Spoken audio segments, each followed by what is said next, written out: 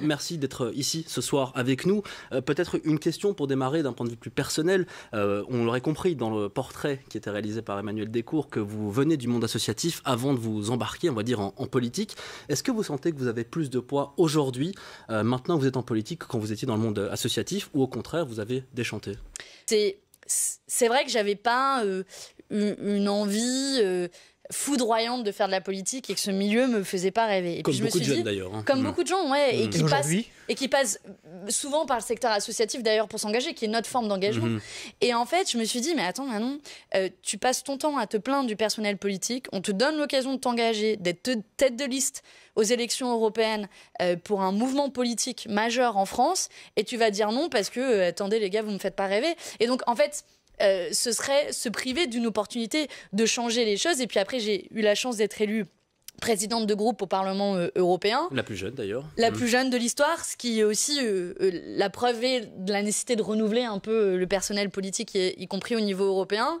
Et en fait, non, 2 ans après, j'ai aucun regret. Évidemment que j'aurais plein de trucs à vous dire sur lesquels j'aimerais que ça aille plus loin, j'aimerais qu'on ait plus d'impact, etc. Mais je sens que mon action, elle est complémentaire. Et je me définis comme une activiste. Je l'étais avant dans le secteur associatif et je le suis encore en tant que parlementaire, et de ce point de vue-là, j'ai un peu un sentiment de continuité. On va parler actu, évidemment, avec vous ce soir, Manon Ambry, actualité européenne, pour être tout à fait précis. Dans l'actualité européenne en ce moment, bien sûr, c'est la Pologne qui occupe une place centrale. On parle d'un Polexit, même si on en est encore loin. On a vu avec notre invité la semaine dernière, Jim Close, qui a un petit peu calmé les choses, on va dire, à ce niveau-là. Mais votre regard, tout d'abord, sur ce début de bras de fer entre l'Union européenne et la Pologne ? Alors d'abord, je pense que, en effet, le Polexit est pas du tout l'enjeu du débat. D'abord, de quoi on parle ?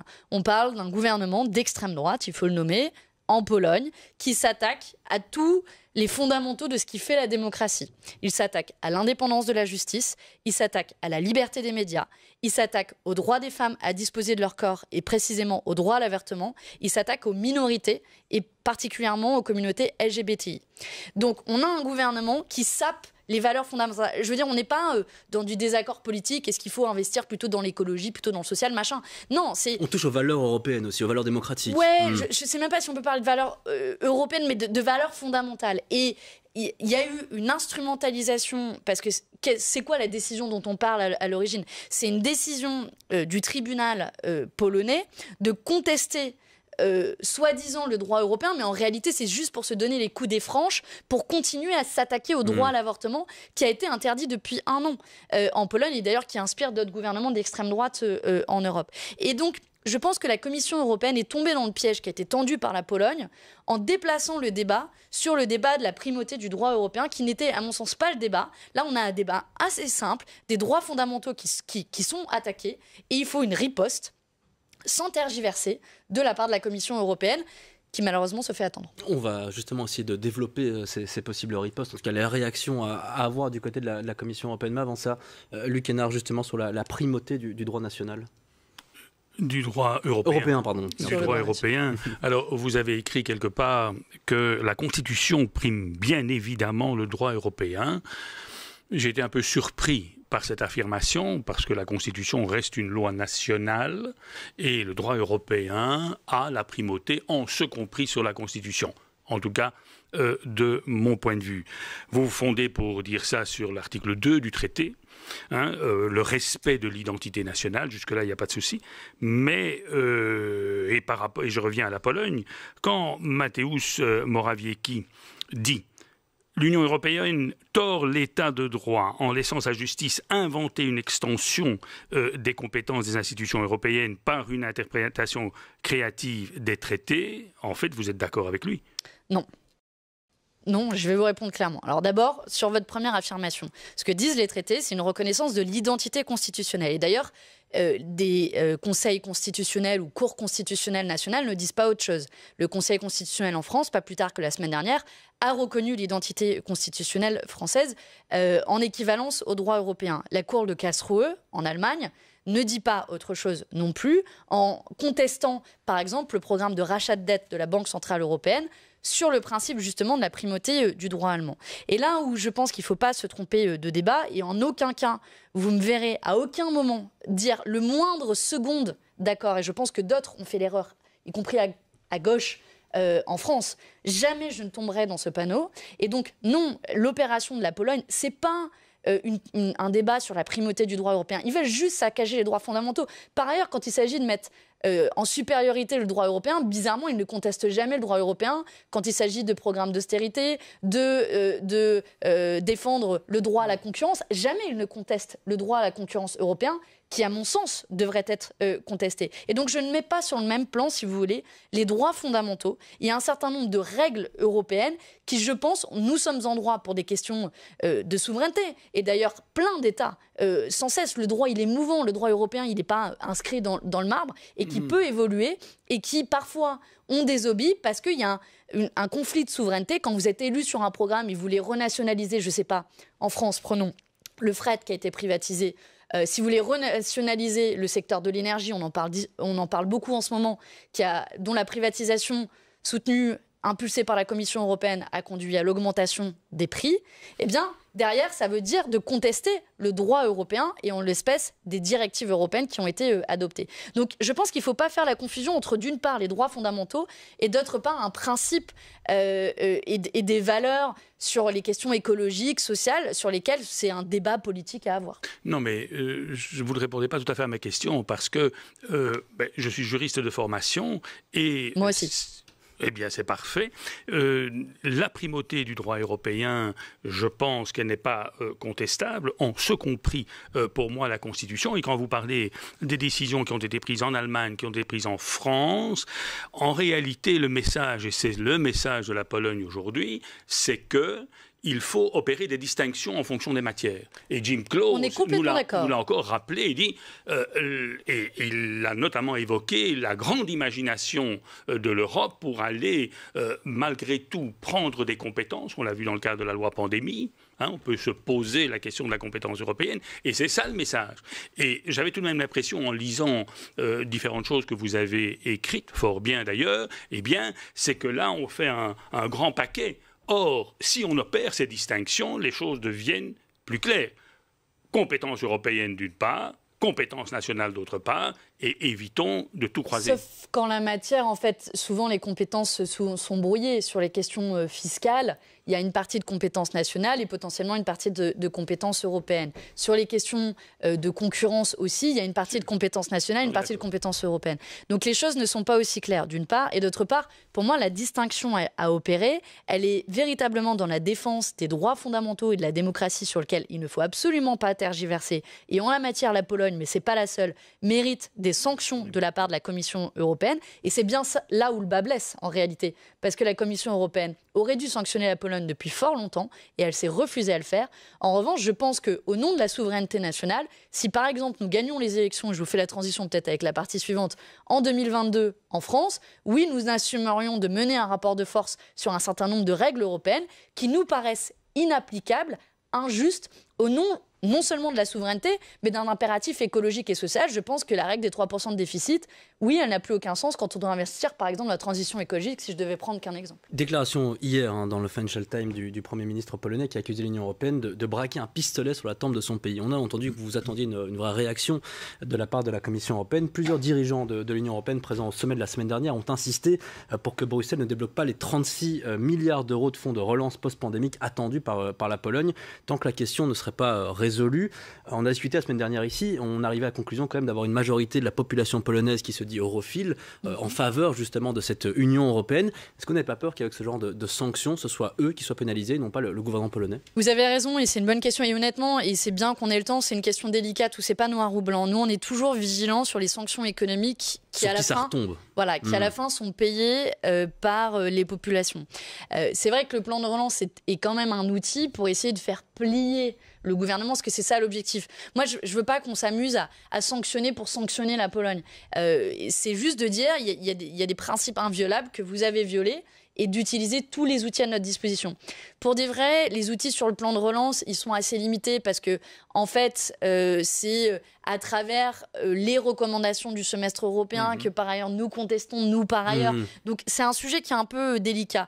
Mais en vrai, on a un mécanisme de l'état de droit qui a maintenant été mis en place. Et d'ailleurs, notre Parlement européen vient de voter dans la Commission des affaires juridiques dans laquelle je siège, une poursuite de la Commission devant la CJUE, puisque la Commission n'a pas mis en œuvre son mécanisme de l'état de droit. Et là, par exemple, c'est un outil intéressant qui n'a pas été suffisamment utilisé. Et moi, je m'interroge quand même de la Commission européenne qui se fait sans cesse la gardienne des traités et vient taper sur les doigts des gouvernements qui veulent renationaliser leur secteur de l'énergie au nom du sacro-saint droit à la concurrence.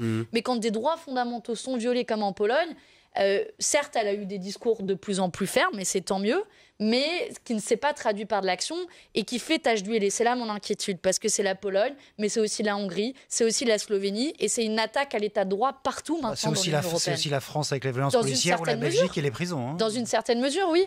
Dans une certaine mesure, oui. Et c'est bien ça qui m'inquiète. Et puis on nous a rappelé il y a quelques jours aussi, notamment sur le plan des sanctions financières et sur le plan du budget, notre interlocuteur rappelait que ça ne va pas être aussi simple. Non. Parce que s'il y a bien un pays, disait-il, et c'était quelqu'un qui était très bien informé, qui respecte les règles budgétaires, bien sûr.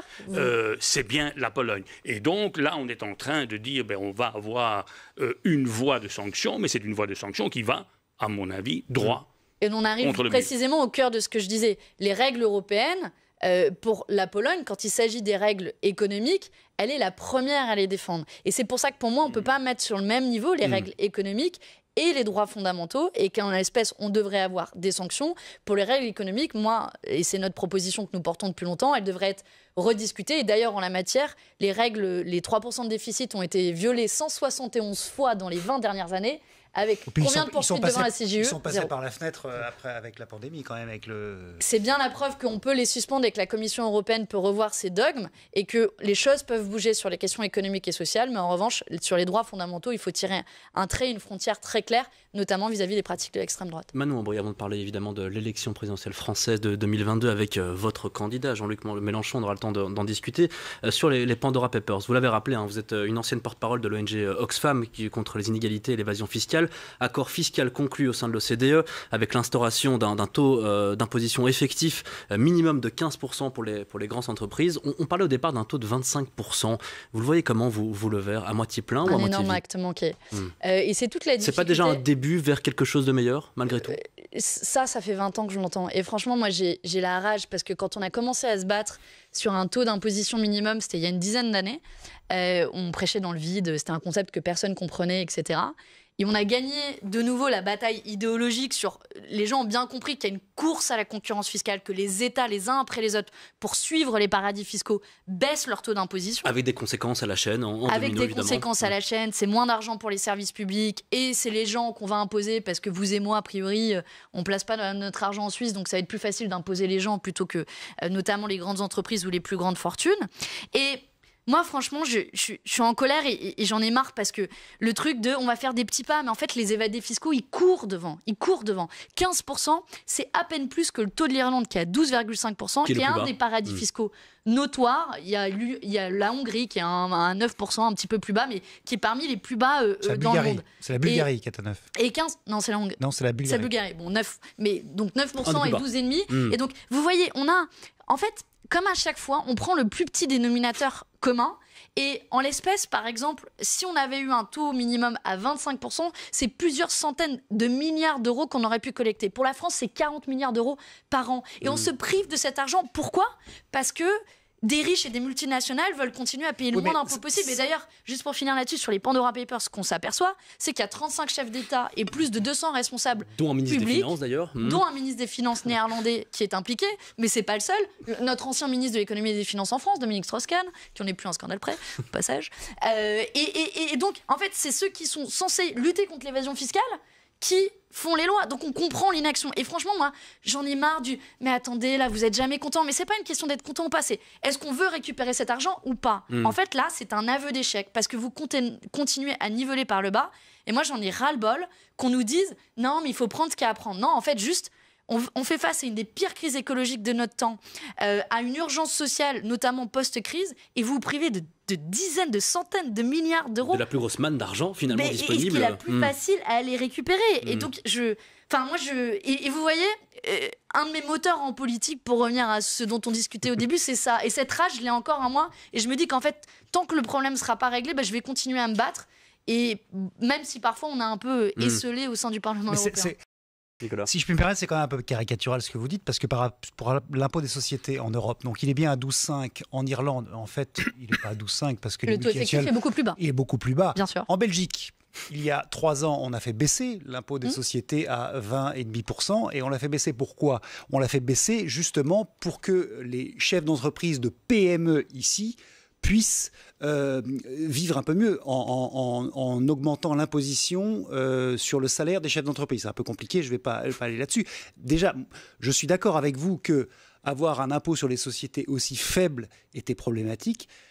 On en a parlé souvent avec des dignitaires européens sur ce plateau. Le fait qu'on soit arrivé à 15%, c'est un début, mais je trouve qu'il faut quand même saluer le début, parce qu'avant c'était niette, quoi. Sauf que dans l'accord il a été enlevé le au moins 15%, et qu'en fait c'est aussi la fin de l'histoire, parce que des États ont déjà annoncé qu'ils allaient baisser leur taux pour arriver au taux de 15%. Et vous voyez, le cœur du problème, c'est qu'au final, pour reprendre votre exemple des PME, en fait si vous prenez la PME, la librairie du coin, le bar du coin, ils n'ont pas de filiale en Suisse, au Luxembourg ou dans les paradis fiscaux. Non, mais moi je vous parle en Belgique. En Belgique, je parle pas. Je parle de votre bar, de votre bar belge. Je parle de votre librairie belge. Ils n'ont pas de filiale dans les paradis fiscaux. Oui. Et en fait, eux, en pratique, payent pour les autres. Parce que les grandes multinationales, si on compare votre bar, c'est Starbucks. Si on compare votre librairie, c'est Amazon.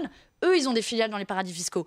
Eux payent quasiment pas 1 euro d'impôt. Et c'est pour ça que nous, on défend non seulement qu'on a un taux d'imposition minimum, mais qu'on a un taux aussi progressif. Plus vous faites de profits, comme c'est des grandes entreprises, plus elles vont payer. Donc je vais être très claire. Vos PME, c'est pas à elles de payer. Et d'ailleurs, c'est pas elles qui pratiquent l'évasion fiscale. Et c'est pour ça que si on a une liste crédible de paradis fiscaux, et si derrière, on a un taux minimum suffisamment élevé, alors on va récupérer l'argent perdu, pas auprès des PME. Oui, mais on en revient à la question du souverainisme. Alors, parce que je vous rappelle quand même, en 2017, Jean-Luc Mélenchon voulait faire enlever les drapeaux européens de l'Assemblée nationale. Alors, ça, c'est une première chose. Deuxième chose, par rapport au souverainisme, par rapport à la taxe sur les GAFAM, la petite France toute seule, la petite Belgique toute seule, elle n'y arrivera pas. On doit avoir une unité européenne plus forte par rapport à ça. C'est comme le grand débat qu'on a actuellement sur l'Europe de la santé, qui n'existe pas actuellement. C'est pas avec du souverainisme qu'on va arriver à avoir une Europe plus forte pour lutter contre les géants mondiaux. Alors d'abord, la souveraineté, pour moi, c'est pas un gros mot, c'est le pouvoir du peuple par le peuple pour le peuple, et c'est juste le concept même de démocratie. Et si vous êtes élu sur un programme justement qui vise à de l'ambition en termes d'évasion fiscale, je vais vous faire une seule proposition qui est faisable à l'échelon national et qui pourra entraîner d'autres États, qui pourra changer la donne. C'est ce que nous, on appelle un impôt universel. Ça a été conceptualisé par un économiste qui s'appelle Gabriel Zucman, qui lui appelle le déficit fiscal. L'objectif, c'est de calculer, puisque les administrations fiscales ont toutes maintenant les informations sur l'activité dans chaque pays et les impôts payés et toutes les données, genre type nombre d'employés, ventes, etc. Et vous pouvez calculer le taux moyen d'imposition de cette entreprise à l'échelon international et à partir de ce taux moyen, calculer le manque à gagner par rapport à un objectif à 25%.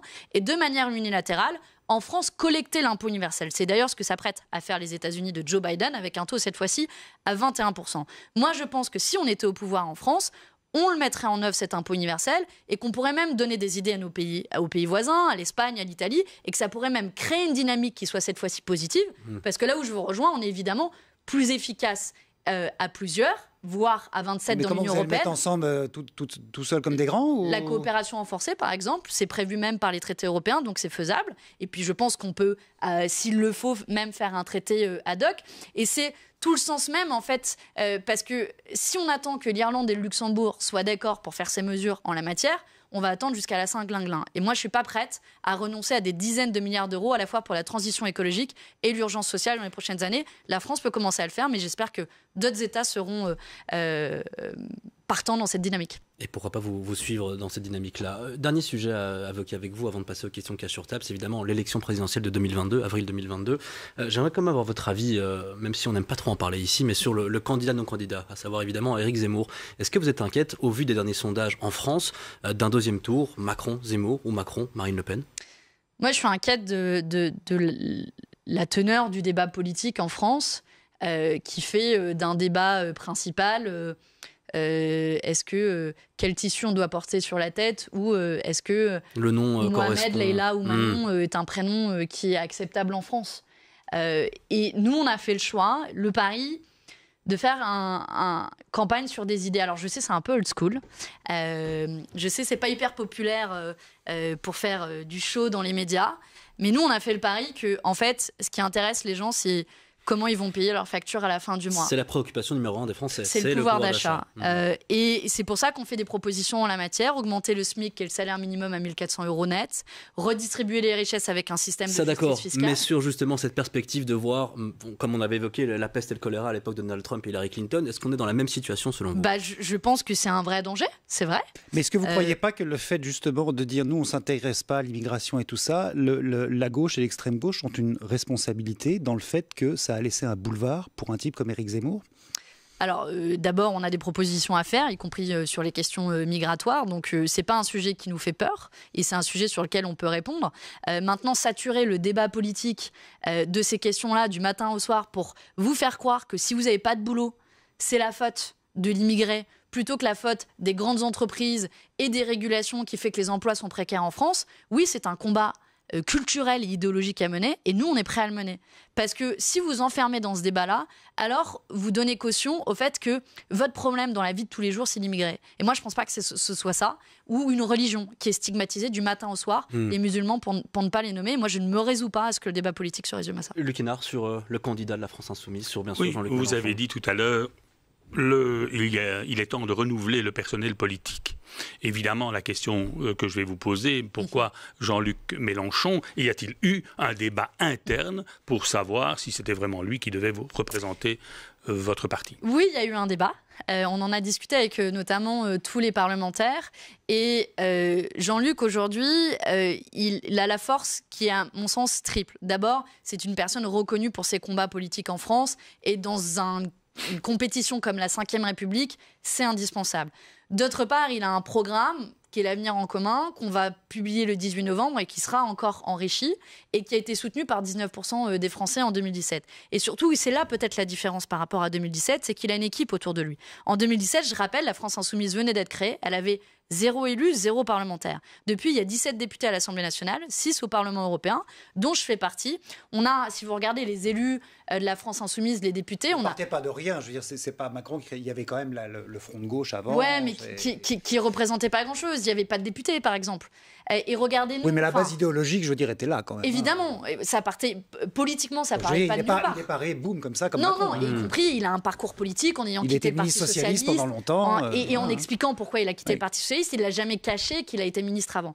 Par contre, regardez aussi ce qui fait la différence par rapport à 2017. C'est que vous avez une équipe autour. Voilà, moi, sur la campagne, je vais m'occuper des questions européennes, je vais m'occuper des questions fiscales. C'est ma spécialité, j'ai travaillé là-dessus pendant des années. On a un gouvernement qui est prêt à gouverner, de personnes qui sont diverses, mais qui ont aussi renouvelé le paysage politique. Parce que regardez-nous, moi j'ai 31 ans, Adrien Quatennens, ce coordinateur de la France Insoumise, il en a 32. Mathilde, la présidente de notre groupe au Parlement européen, à l'Assemblée nationale, Mathilde Panot, elle a aussi 31 ans. On est une jeune génération prête aussi à reprendre les commandes, à renouveler les pratiques politiques et à entourer et montrer qu'on est crédible. Et c'est d'ailleurs ce qu'on va faire dans les prochaines semaines.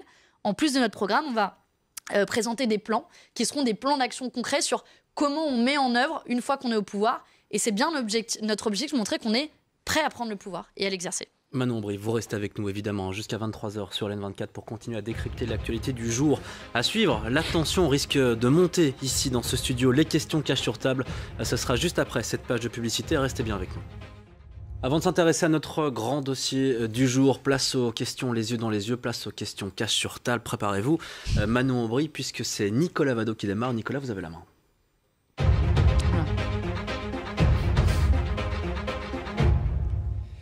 Alors on va revenir sur 2017, vous n'étiez pas encore à la France Insoumise si je comprends bien, mais je suis allé regarder les chiffres exacts. Jean-Luc Mélenchon est arrivé 4e, mais tout juste. Il lui a manqué 618 540 voix pour être au second tour. Sachant que s'il avait été au second tour, le débat de l'entre-deux tours aurait eu un tout autre niveau que ce qu'on a eu avec cet incapable de Marine Le Pen. Mais si on regarde les voix des autres partis, si on additionne les voix de Poutou et Artaud, on a 626 889 voix. Si ces voix-là s'étaient portées sur Jean-Luc Mélenchon, il était au second tour pour 8000 voix. Est-ce que vous croyez que l'extrême gauche, aurait dû faire son examen de conscience arithmétique.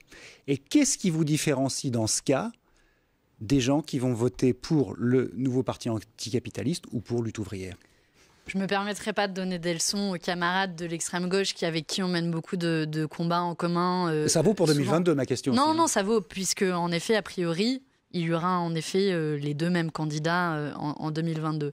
Et je le dis assez tranquillement, on se rejoint sur beaucoup de combats et notre objectif est, pour pouvoir changer la vie des gens, et d'arriver au pouvoir. On n'a pas trouvé d'autres moyens. Si vous voulez augmenter les salaires, si vous voulez réduire les écarts de richesse, si vous voulez enclencher véritablement les bifurcations écologiques, à un moment, il faut exercer le pouvoir. Mais pour l'instant, vous êtes mal bas. Vous êtes à 7,80, je crois, pour l'instant, dans les sondages actuels. Entre 8 et 12% en fonction des sondages. Vous êtes quand même loin du compte. Les mieux placés à gauche.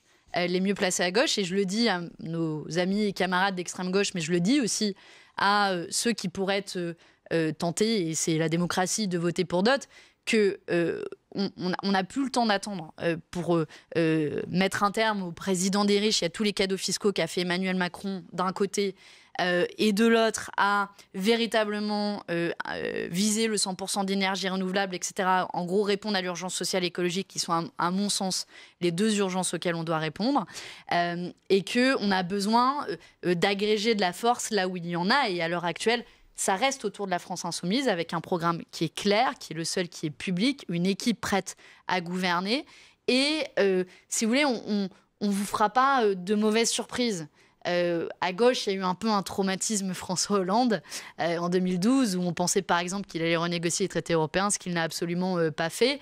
Bon, au moins, avec nous, vous savez à quoi vous en tenir. Et c'est au moins l'avantage de l'âge de Jean-Luc Mélenchon. Il n'est pas là pour faire 10 mandats. Il est là pour venir et changer la vie. Au moins, l'avantage, je rebondis sur ce que disait Luc. Est-ce qu'il n'y a quand même pas un souci, Jean-Luc Mélenchon? Jean-Luc Mélenchon se dit lui-même populiste. Il l'a dit. Il n'en a pas honte. Si on lit le bouquin de Pierre Rossan-Vallon qui s'appelle « Le siècle des populismes », il définit le populisme notamment en disant que le populisme, représente le peuple, mais il ne le représente pas, il a besoin d'un leader qui l'incarne, parce que un être humain est plein de défauts, alors que le peuple n'a pas de défauts. Donc un leader populiste doit incarner le peuple. C'est ce que faisait Chavez, c'est ce que faisait Péronne, des gens comme ça. On a l'impression, quand il a perdu Mélenchon en 2017, on voyait son visage, j'ai eu l'impression que c'était une blessure narcissique. C'est-à-dire qu'il avait l'impression de devoir incarner le peuple, il n'incarnait pas. Et c'est pour ça, à mon avis, qu'il n'a même pas voulu appeler à voter Macron. J'avais l'impression d'avoir une blessure narcissique vraiment devant moi. Vous partagez pas cette... Non, en fait, j'ai un peu du mal à cette tendance à toujours vouloir essentialiser la politique et à toujours essayer de la réindividualiser, comprendre les sentiments, etc. Oui, qu'il soit déçu quand, quand vous arrivez si proche du second tour et si proche de changer la vie des gens, ça c'est normal. Et moi-même ayant fait campagne, vous dépensez une énergie folle en campagne, vous arrivez à la fin complètement au bout du rouleau, bon c'est normal. Après, je pense qu'il a pris ses responsabilités en disant très clairement pas une voix à Marine Le Pen. Non, il n'a pas pris ses responsabilités puisqu'il n'a pas appelé à voter Macron. Il a dit pas une voix à Marine Le Pen. Oui, mais donc il n'a pas pris ses responsabilités. Non, pas une voix à Marine Le Pen, ça veut dire à aucun moment vous donnez de la force à l'extrême droite, et je le redirai très clairement, et c'est ce message qu'on martèlera. Moi je peux vous dire, si j'ai Marine Le Pen devant moi et j'ai n'importe quel candidat à part Zemmour, j'appelle à voter pour l'autre candidat. Hein. Mais tant mieux. Mais là, ce qu'on dit très clairement, c'est qu'aucune voix ne doit aller à Marine Le Pen. Et pour faire mieux qu'arriver à un duo de cet extrême libéralisme que représente Emmanuel Macron et l'extrême droite que représente Marine Le Pen, on a mieux, c'est de faire émerger un pôle qui est populaire, parce que le gros enjeu de l'élection en France, qu'on a moins en tête en Belgique, c'est le vote n'est pas obligatoire en France. Et donc, le taux de participation et la mobilisation, ce sera l'élément fondamental.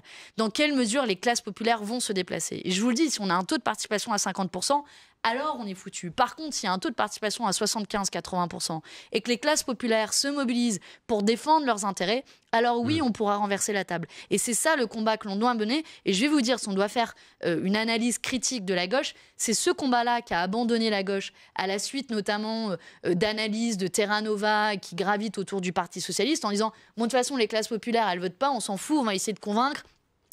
les classes plutôt urbaines et plutôt aisées. Et moi, je n'abandonne pas la mobilisation de ces aides-soignantes, ces aides à domicile, ces caissières. C'est pour ces métiers-là aussi qu'on se bat. Et c'est ces métiers à qui on veut donner un débouché politique parce qu'on veut notamment gagner des avantages pour elles. Et je dis elles volontairement parce que ce sont essentiellement des métiers féminisés. Voilà un thème qu'on mettra au cœur de la campagne et on peut le mettre parce que précisément notre formation politique est ancrée dans les classes populaires, là où une partie de la gauche a renoncé malheureusement. Luc Hénard, on passe à votre question, Cash.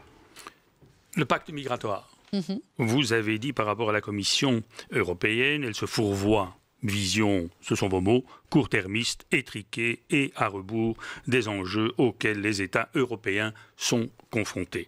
Alors, j'ai envie de vous demander très concrètement, et vous l'avez annoncé tout à l'heure, vous avez un programme par rapport au phénomène migratoire. J'aimerais brièvement vous entendre par rapport aux fondamentaux de ce programme et avoir une explication par rapport à ce que vous avez aussi déclaré, c'est que vous dites, vous estimez qu'une protection est souhaitable. Et j'aimerais savoir ce que vous voulez dire par rapport, et dans ce contexte-là, par rapport à la protection souhaitable. Alors d'abord, pour résumer rapidement comment on adresse la question migratoire, c'est agir à deux niveaux. Le premier niveau, y compris vous discutez avec des réfugiés, etc. Moi j'ai travaillé aussi pendant plusieurs années en Afrique dans le secteur humanitaire. Traverser le monde entier, prendre des radeaux de survie où vous risquez votre vie, c'est jamais un plaisir pour personne. Et c'est, voilà, on ne traverse pas la Méditerranée, contrairement à ce que véhicule parfois l'extrême droite, on ne le fait pas sur un bateau de luxe. Et donc, déjà, la première chose, c'est comment on en arrive à une situation où des gens mettent en péril leur vie pour traverser la planète entière. Et il y a des causes là-dedans. Il y a des causes qui sont les inégalités, il y a des causes qui est le réchauffement climatique. J'alerte sur le fait qu'on va avoir des millions et des millions de réfugiés climatiques en plus dans les années à venir à cause du réchauffement climatique. Et donc si on lutte contre les causes profondes qui poussent les gens à prendre les routes du monde, c'est une manière aussi d'agir sur les flux migratoires, pas parce qu'on veut tarir les migrations forcément, mais parce qu'on veut éviter que des milliers de gens perdent leur vie en mer Méditerranée ou aux mains des passeurs. Ça, c'est le premier volet d'action, à mon sens. Le deuxième volet d'action, c'est une fois que vous avez des gens qui arrivent sur votre sol, comment vous le gérez ? Par humanité, tout simplement. Vous allez dire, et même j'interpelle l'extrême droite, vous avez une personne en face de vous, un être humain comme vous et moi, avec 2 bras, 2 jambes, et dire « Ah non, retourne dans l'eau, là, va mourir ». Bah non, en fait, on s'organise. On s'organise et c'est ça où la Commission européenne faillit en la matière et n'a pas tiré les leçons de la précédente crise de l'accueil, qui n'est pas une crise migratoire mais une crise de l'accueil et qui risque de se reproduire notamment avec des Afghans qui fuient l'horreur en Afghanistan notamment. C'est de dire ok, bah on peut s'organiser, se coordonner au niveau européen, se répartir l'effort qui est en vrai minime parce qu'on parle de 1 à 2 personnes par ville ou par village, c'est que dalle. Si dans le même temps, en plus, on fait en sorte que ces gens-là n'aient pas à être poussés sur les routes du monde entier. Moi, je pense que c'est les 2 leviers de manière concrète pour agir de manière raisonnée et pas dogmatique sur les questions migratoires. Mais par rapport à la protection, quand vous dites qu'il faut de la protection. Je vous donne un exemple très concret. Mettre fin aux accords de Dublin, qui fait que dans l'Union européenne, là où vous foulez le sol, c'est-à-dire si vous arrivez en Grèce, votre demande de droit d'asile, vous devez nécessairement la faire en Grèce, ce qui évidemment pose plein de problèmes logistiques et pratiques. Souvent, vous traversez l'Union européenne, vous êtes renvoyé en Grèce. Si on veut davantage protéger les gens, mettre fin aux accords de Dublin, c'est une des propositions qu'on porte. Merci d'avoir joué le jeu avec nous, le jeu des questions cash sur table.